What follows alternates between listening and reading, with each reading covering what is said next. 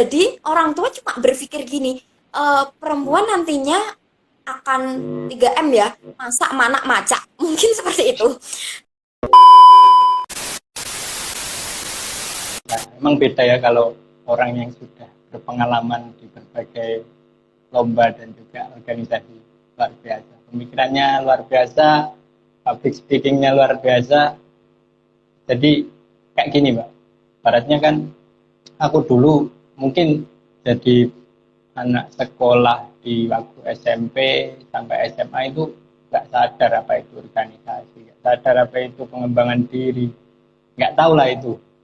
Ya, ibaratnya sekolah juga cuma sekolah, mungkin lebih condong ke kayak menyenangkan diri gitu, cari pacar lah. Akhirnya kan kita kita nggak fokus sama diri kita, nggak fokus. Akhirnya kita cuma bersenang-senang dan cari teman, happy-happyan dan lain sebagainya. Nah, mungkin orang-orang yang seperti aku dulu itu gimana? Seharusnya apa ya? Kayak biar dia tahu untuk pengembangan diri itu seperti apa. Seharusnya apa yang dilakukan gitu. Oke. Sebelumnya pas cari pacar dapat nggak, Mas? Alhamdulillah gak dapet, Mbak. Kenapa ini? Oh, Sampai sekarang. ya. Masnya ini Kragan ya? Kapan-kapan main, Mbak. Kita ngopi Iya, bareng. insya Allah. Soalnya jauh bang. Kaliori sama Kragan, walaupun satu Rembang, walaupun satu kabupaten. Pucuk timur ketemu pucuk barat. Iya, ya. Jadi ketika ada hal tersebut, sebenarnya sama Mas, sama. Ketika saya SMA, saya juga merasakan hal itu. Ketika teman-teman saya berpacaran, saya juga pengen. Jadi, jadi, Tapi, tapi juga ikut jadi pacaran, Mbak. jadi gak munafik ya Mas. Jadi itu manusiawi, manusiawi ya. Ketika temennya ada yang punya hubungan, kita pengen hubungan, ya ya nggak apa-apa. Ketika kita pengen nongkrong, tapi teman-teman kita tiba-tiba ngajakin dadakan gitu, ya nggak apa-apa Mas. Jadi tuh dilakuin aja, dijalani aja, itu kan namanya proses.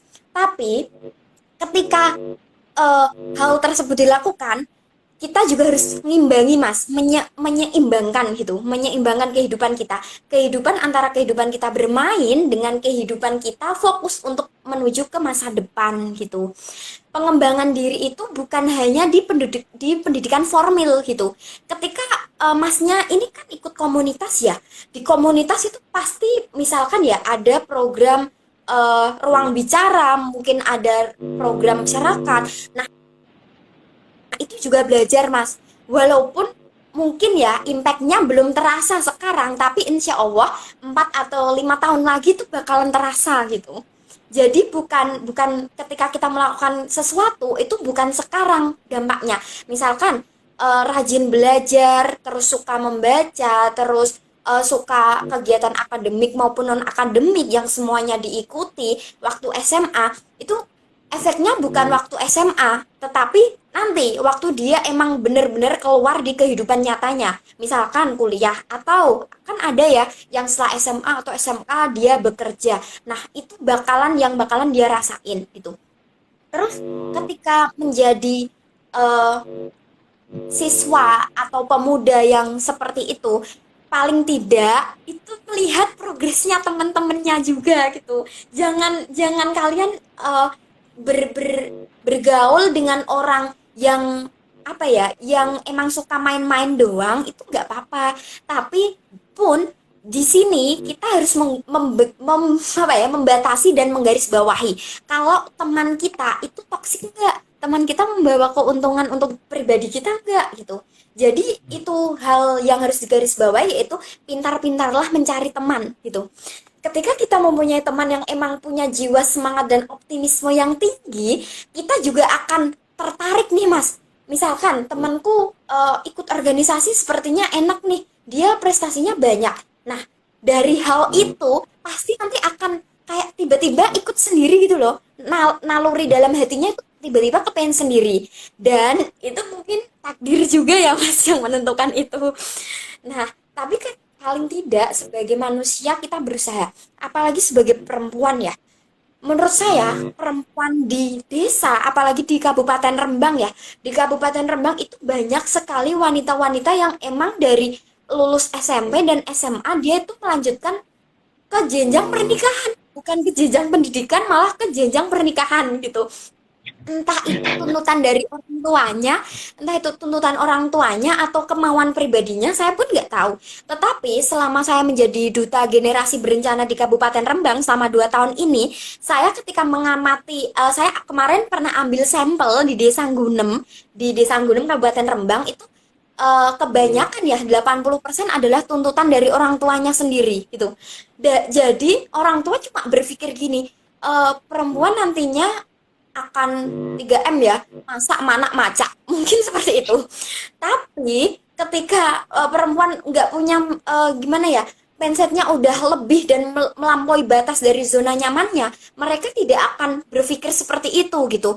Pun ketika dia dijodohkan bakalan menentang paling tidak dia bekerja terlebih dahulu. Kalau memang pendidikan belum bisa diraih. Kalau misalkan ya bekerja 1-2 tahun dia punya uang, dia ngumpulin uang, dia pengen kuliah, dia pengen melanjutkan pendidikannya kan juga bisa gitu. Jadi banyak opsi untuk meraih apa yang diinginkan gitu. Jadi jangan hanya pasrah kepada takdir gitu. Apalagi sebagai perempuan desa yang notabene dijodoh-jodohkan itu paling enggak itu kita kurangi lah dikit demi sedikit gitu. Jangan sampai Rembang menjadi kota tertinggi lagi se-Jawa Tengah karena usia pernikahan dininya yang sangat melonjak naik gitu. Eh, Masa kalian tidak mau tampil cantik seperti teman-teman kalian, tampil apa ya, elegan dan berprestasi seperti teman-teman yang kalian lihat? Apa kalian cuma ingin kayak pagi-pagi nyiapin sarapan terus ngomong anak-anak gitu. Jadi tuh mindsetnya jadi tolong dirubah gitu. Aku selalu bilang gitu ke teman-teman ketika sosialisasi. Paling tidak minimal 21 tahun lah kalian untuk menikah. Paling tidak kalian udah punya kerjaan dan ekonomi yang mapan gitu. Ya bukan bukan hal apa-apa ya, paling tidak sebagai manusia kan kita siap-siap ya. Kita tidak tahu takdir kita seperti apa. Paling tidak kita berusaha seperti itu. Nah, jadi saya sedikit bercerita yang di desa Gunem ini. Maaf ya saya sebut merek mungkin nanti kalau ada yang orang Gunem nggak apa-apa. Tapi memang di sana itu pernikahan dininya sangat banyak. Tetapi perceraiannya juga banyak gitu. Jadi cuma menikah 1-2 bulan doang, tetapi dia bercerai. Karena apa? Karena dia tidak tahu tujuan etos kehidupannya mau ngapain gitu. Terus anaknya mau dikasih makan apa gitu. Bukannya saya ingin gimana-gimana ya teman-teman, tetapi di sini kita sebagai sama-sama perempuan, apalagi kita sebagai sama-sama pemuda desa ya. Saya juga berasal dari desa. Benar teman-teman, saya dari Kaliori, Kabupaten Rembang teman-teman. Jadi kebanyakan teman-teman saya yang dari desa saya sendiri itu banyak yang memang tidak melanjutkan pendidikan gitu. Tetapi secara baiknya saya lihat banyak teman-teman saya yang emang kerja kerja terlebih dahulu. Jadi nggak nikah, kerja gitu. Tapi beda sama desa yang di Gunem. Di Gunem itu dia lulus SMA langsung dipinang, langsung dipingit gitu. Karena apa? Karena itu tuntutan orang tuanya. Mungkin mikirnya ketika anaknya udah dinikahkan, beban orang tuanya udah bebas, udah lepas dari tanggung jawab, padahal tidak gitu. Sebagai perempuan kita harus punya apa ya? Punya mindset, punya pemikiran yang lebih tinggi lah daripada itu gitu. Kita menikah boleh, menikah kan wajib ya, menikah ketika siap gitu. Paling tidak seperti yang saya katakan tadi ya, saya ulang-ulang, pokoknya paling tidak ekonomi terlebih dahulu yang dipikirkan, paling tidak minimal 21 tahun lah untuk perempuan dan 25 tahun untuk laki-laki gitu. Kemudian di duta genre, Mbak, duta genre itu apa yang Mbak dapat dari sana? Gitu, Mbak. Belum kita melangkah lagi ke tempat-tempat organisasi yang mungkin banyak Mbak ikuti gitu, Mbak. Iya, makasih ya Mas. Sebelumnya memang dari awal saya tuh nggak tahu tiba-tiba itu kayak tertarik banget masuk ke organisasi gitu. Salah satunya dulu saya alumni SMA Negeri 2 Rembang gitu. SMA 2 itu dulu kan berada di tengah-tengah kota dan itu strategis banget ya tempatnya. Di situ tuh banyak orang-orang yang menurut saya tuh prestasinya jauh di atas saya. Jadi tujuan saya pertama itu dulu saya ingin seperti teman saya kepingin gitu. Gimana sih caranya aku biar jadi seperti Mbak itu, biar seperti Mas itu gitu. Pertama itu kemauan dan niat dari diri sendiri emang. Terus ketika itu ada kemudian yang kedua aku cari wadah. Wadah apa yang tepat untuk pengembangan diri dan pribadi serta karakter yang aku mau gitu. Terus aku waktu itu menemukan adanya organisasi PIKR. PIKR itu Pusat Informasi Kesehatan Reproduksi Remaja gitu. Nah, PIKR itu yang dari SMA 2 itu yang menaungi aku untuk bisa maju ke Duta Genre. Jadi aku diarahkan untuk maju ke Duta Genre. Mbak Sofi silahkan Mbak Sofi mendaftar ke acara Duta Genre. Wah, seneng banget itu. Udah harapan dan tujuan dari awal malah disuruh lagi gitu. Terus ketika aku udah dapat wadahnya, aku maksimalin potensi yang ada di dalam diri aku. Kata orang berprestasi itu antara kesempatan dan kemampuan gitu. Kita punya kesempatan, tetapi tidak punya kemampuan, itu juga enggak. Kita punya kemampuan, tapi kita enggak berkesempatan untuk mengikuti lomba itu juga tidak. Istilahnya kayak gini, misalkan masnya punya kemampuan nih dalam public speaking bagus, tapi kesempatannya itu nggak ada, misalkan umurnya udah melebihi, berarti itu kan kurang ya. Ya, jadi itu harus dipersiapkan dua-duanya gitu, antara kesempatan sama kemampuan dikolapskan, dibandingkan serta dikolaborasikan gitu. Jadi ketika udah berusaha maksimal, aku udah berusaha maksimal nih untuk hasil hasil itu urusan belakangan ya, hasil itu bonus. Yang penting itu proses gitu. Kita itu harus banyak-banyak berproses dan menurut aku jam terbang itu yang penting gitu. Ketika kita ingin pandai public speaking, kita harus pandai-pandai untuk memperbanyak gimana jam terbang kita gitu. Kita paling tidak latihan dulu lah di cermin gitu. Untuk mengetahui potensi dari dalam diri kita sendiri, apa yang perlu kita gali lagi ke depannya gitu. Terus setelah itu alhamdulillah saya waktu itu juara 2 Mas. Nggak juara 1 tapi juara 2 gitu. Jadi saya kayak penasaran gitu. Kayak penasaran kok saya bisa juara 2 padahal apa yang kurang gitu. Terus saya coba lagi gitu. Yang penting ketika kita gagal dan belum mencapai goals kita, kita harus tetap apa ya, mencoba gitu, mencoba apa yang kita inginkan dan kita butuhkan gitu. Ketika saya mencoba dan saya mendapatkan juara 2 lagi, ya udahlah, memang takdir saya di situ gitu. Tetapi saya tidak berhenti di situ. Saya mengembangkan potensi saya untuk mengikuti di kesekretariatan. Jadi saya waktu dari tahun 2018 itu udah sekretaris. Tapi untuk tahun ini mungkin saya mau reshuffle karena eh, udah nggak kuat di situ. Bukan nggak kuat sih, maksudnya ada orang-orang muda yang harus menggantikan saya di Duta Genre gitu. Jadi iya, jadi untuk sementara saya sekarang itu ada di sekretaris 2. Untuk sekretaris satunya sendiri itu tetangganya masnya juga anak Ragan, kuliah di Lasem tapi kayaknya. Dia sekarang menggantikan saya di sekretaris 1. Karena kesibukan saya yang di Semarang, saya nggak bisa memegang kendali yang ada di Rembang gitu. Saya harus bagi tugas sama teman saya. Tetapi walaupun gitu saya tetap memantau ketika ada sosialisasi, saya selalu ikut gitu. Jadi kita kan berada di bawahnya BKKBN ya. Jadi ketika kita ada sosialisasi, entah itu tentang stunting, tentang PHK atau tentang pernikahan dini, tentang seks bebas dan lain-lain, itu kita harus punya materi dulu, Mas. Kita harus belajar gitu. Menjadi seorang duta genre itu harus belajar dulu. Nggak mungkin kita sosialisasi di depan orang-orang tapi kita tidak punya materi dan tidak punya bahan gitu. Kita mau bilang apa nanti ke audiens dan masyarakat yang ada di situ gitu. Jadi kita sesuaikan semuanya. Misalkan ada undangan ya 10 hari ke depan kita bahas stunting. Nah, kita harus pelajari apa itu sih stunting, apa hubungannya dengan gizi buruk gitu. Beda nggak sih stunting dengan gizi buruk kayak gitu. Kita harus benar-benar mempelajari secara detail gitu. Kita belajar hal-hal yang emang mungkin sebelumnya kita nggak tahu gitu. Jadi lebih menekan diri kita untuk berproses lebih cepat gitu. Terus ketika sosialisasi, berarti kita udah bertemu banyak masyarakat, banyak audien gitu.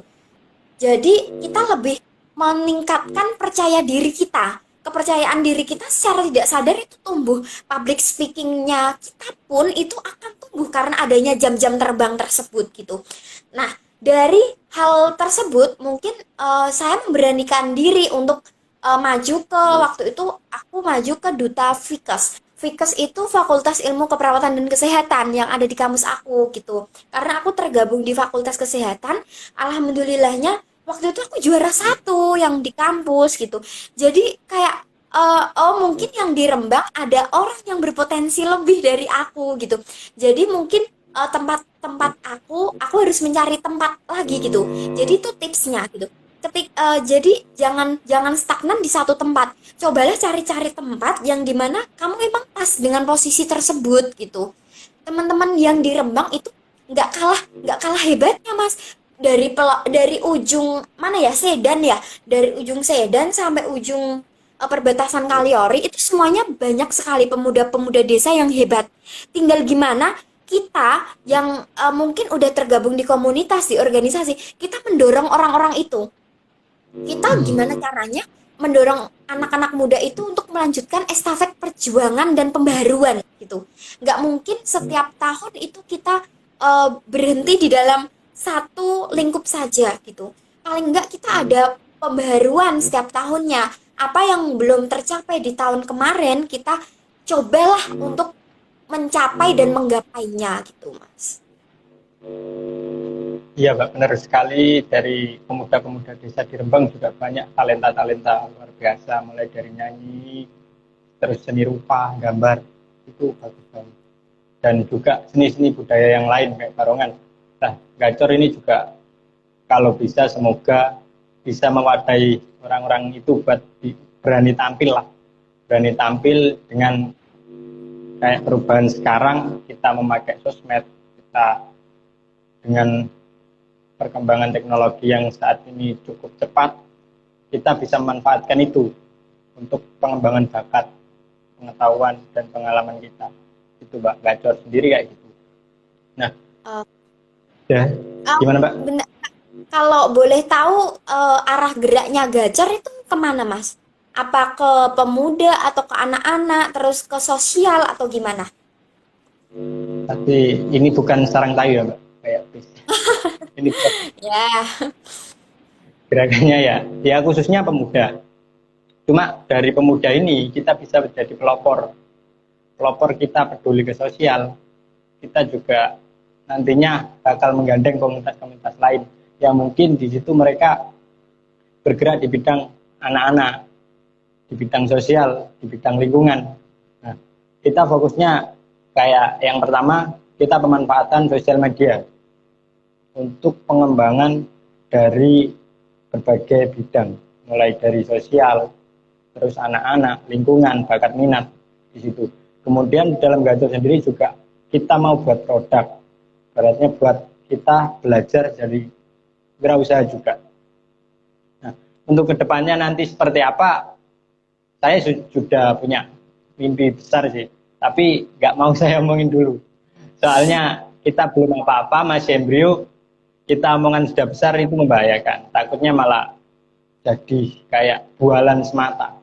Jadi yang pengen tahu silakan ikuti jejak langkah kami gitu Pak. Nah, dari Gacor ini kan ya saya berpikir bahwasanya pemuda-pemuda ini belum banyak yang sadar terkait kemanfaatan ini.